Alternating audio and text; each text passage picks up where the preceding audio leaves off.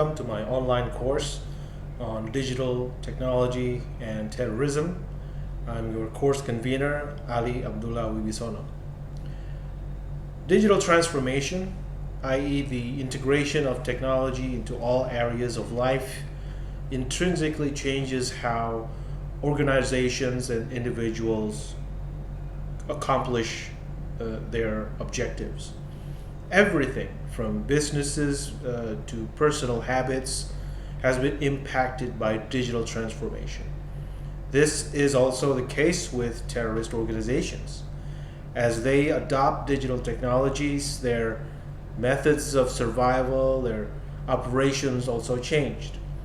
Terrorist organizations increasingly move at the cellular level rather than hierarchical organizations. They tend to conduct their attacks locally, but the network and the reach out is global due to the use of digital technology. So, the digital transformation can be a double edged sword. It benefits benevolent, ordinary users, but also it empowers criminals as well as other offensive operators. Weaponization of new technologies by non state actors has long been on the agenda of policymakers. Recent advances in artificial intelligence and autonomous systems promise to facilitate early detection and prevention of terrorist threats. But terrorist and violent extremist groups have also begun to use these same technologies to mobilize members and sympathizers, plan and carry out attacks. With the increasing ubiquity of artificial intelligence, how are new technologies changing the landscape of terrorism and counterterrorism? What are the main threats that could emerge from terrorism that leverages or utilizes new digital technologies?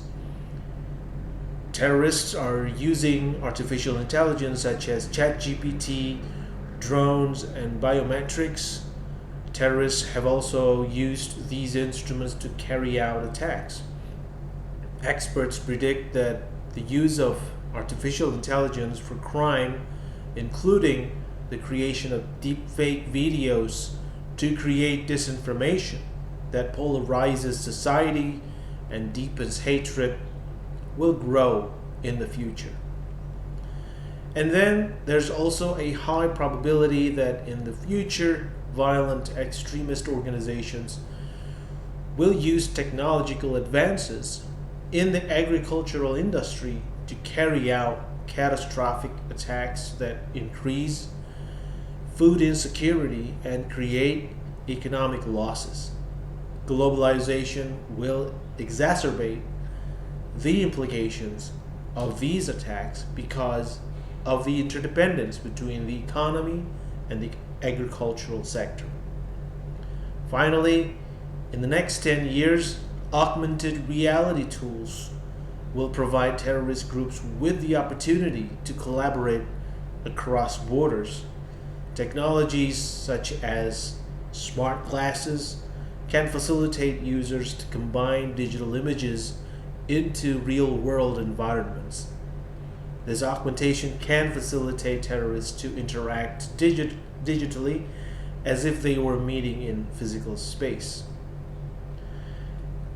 Our thinking about the next terrorist threat should not be limited by what has gone before, because while existing methods and weapons will be used again in the next attack, terrorists will seek to exploit any opportunity to develop new methods. In this case, the most likely next method is a remote attack, possibly using weapons of mass destruction.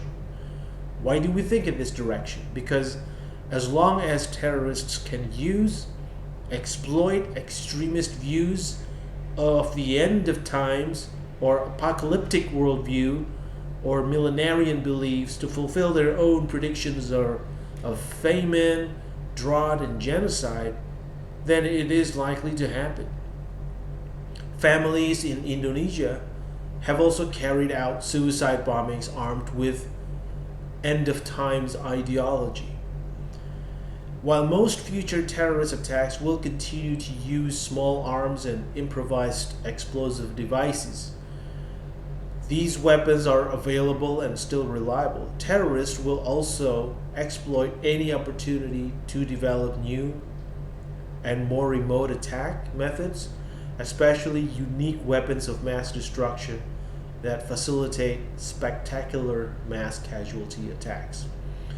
So, in this introductory course, we will learn how innovation is part of terrorist movements and how digital technologies become part of the indispensable utilities in the hands of terrorist organizations.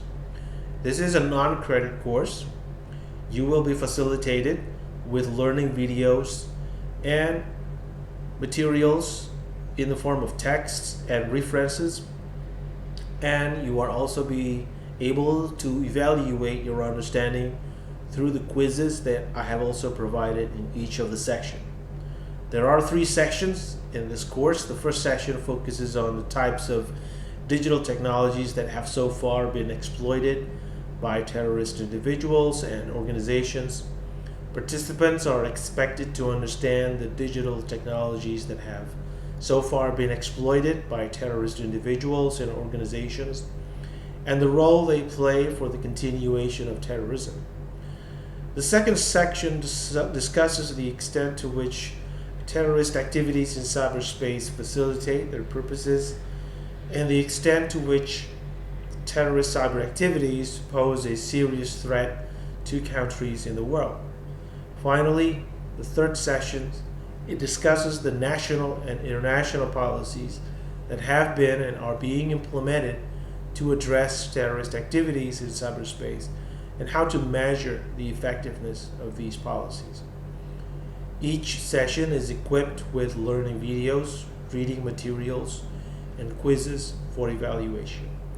I hope you enjoy our sessions in these online modules and do not hesitate to contact me if you have anything you need to discuss.